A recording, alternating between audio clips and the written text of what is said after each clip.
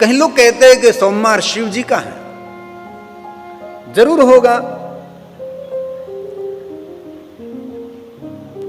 लेकिन शिव महापुराण ग्रंथ में गहराई से देखे तो सोमवार महादेव के लिए नहीं कहा। सोमवार तो स्वयं महादेव जी ने लक्ष्मी देवी को दे दिया। लक्ष्मी जी को कहा कि लक्ष्मी, आपकी उपासना साधना के लिए सोमवार श्रेष्ठ रहेगा। स्वयं लक्ष्मी जी ने कहा कि महादेव, सोमवार तो आपका स्वरूप है और सोमवासरे निशि भोजनम, सोमवार के दिन पूरे दिन निराहार रहते हैं और भगवान महादेव के संध्या दर्शन, संध्या करके हम भोजन करते हैं।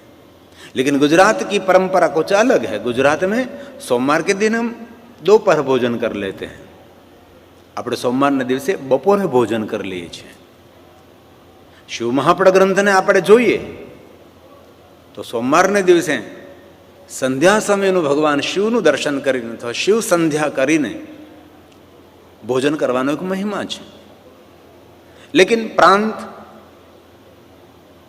સૌની રિવાજ રીત રહેણીકરણી અલગ અલગ હોય છે। ભગવાન મહાદેવજીએ લક્ષ્મીજીને સોમવાર આપ્યો છે કે લક્ષ્મીજી આપની સાધના ઉપાસના માટે સોમવાર શ્રેષ્ઠ રહેશે। શાંતિ આપનારો, સંપત્તિ આપનારો, સુસંતતિ આપનારો और सुमति भी આપનારો એ સોમવાર છે। लेकिन हम सब ने एक ही बात सुन ली कि सोमवार के दिन शिव नहीं। सोमवार महादेव का स्वरूप है, सोम संबंधी है, चंद्र संबंधी है। लेकिन शिव महापुराण ग्रंथ में सोमवार के दिन महादेव की पूजा के में, महादेव की नहीं लक्ष्मी जी की पूजा के में, क्योंकि लक्ष्मी जी ने सोमवार के दिन महादेव को देखा था, इसलिए सोमवार महादेव ने लक्ष्मी जी को दे दिया है। ये नारी ने દુનિયાના દરેક વ્રતો કરવાનું ફલ સ્વયંભૂ મળી જાય છે। આ બહેનો માટે કેટલો સુંદર ધર્મ છે। નારી ધર્મ પતિ દેવ ન દૂજા, બીજો કોઈ ધર્મ નહીં। દરેક ધર્મ, દરેક વ્રતો પોતાના પતિની પ્રસન્નતામાં રહેલા છે। તીર્થા અર્થી તુયા નારી પતિ પાદો દકમ પીબે। એ નારી તારે દુનિયાના તીર્થોની યાત્રા કરવાની બહુ જરૂર નથી રહેતી। યાત્રા થાય ન થાય બહુ સારી વાત કહેવાય, પણ શિવ મહાપુરાણમાં વ્યાસજી એમ કહે, હે તીર્થાર્થીની તું નારી પતિ પાદો દકમ પીબે। તારા પતિના ચરણ ધોઈને મુખમાં પાણી મૂકી દે ને, દુનિયાના તીર્થો, દુનિયાના તીર્થ જલ બધું તારા હાથમાં છે। કેટલો સુંદર માર્ગ છે। પતિ પાદો દકમ પીબે, પતિના ચરણ ધોઈ મુખમાં જલ મૂકવું બહેનો માટે કેટલું સુંદર વ્રત છે। આશા રાખું છું આવતીકાલથી શરૂઆત થાય પતિના ચરણ ધોવાની। ઘણી બહેનો કે પતિના ચરણ ધોવાની ક્યાં વાત કરો, આખે આખો હું નથી બોલ્યો, આપણે નહીં।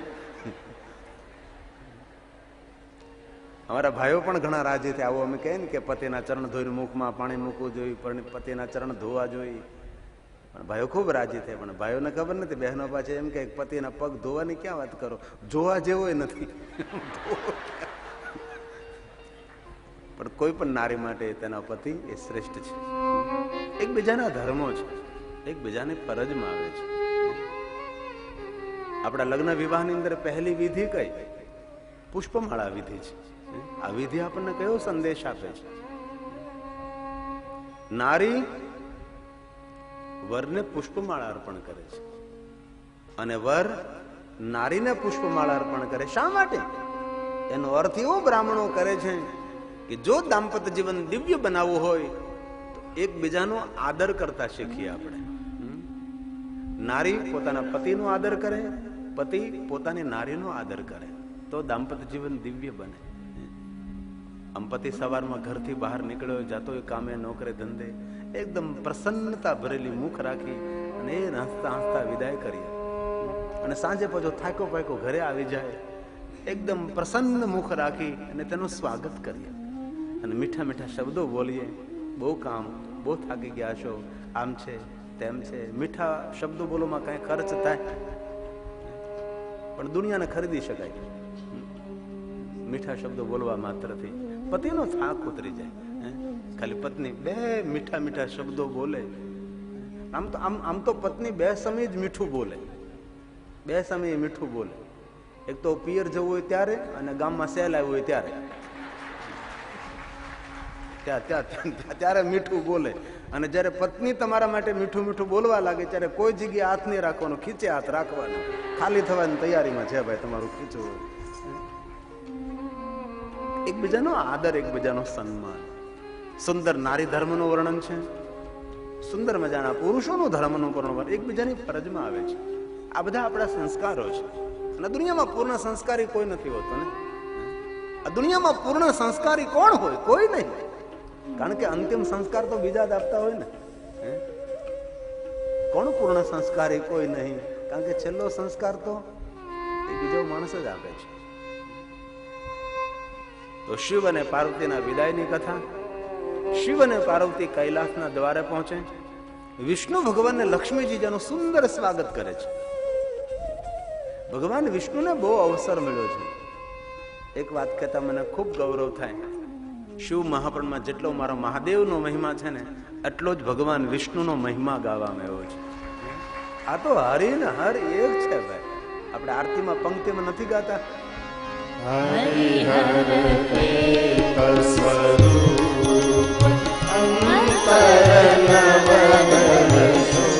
પ્રભુ અંતર નવધરશો, ભોળા ભૂતરને ભજતા, ભોળા ભૂતરને ભજતા ભવસાગર તરશો.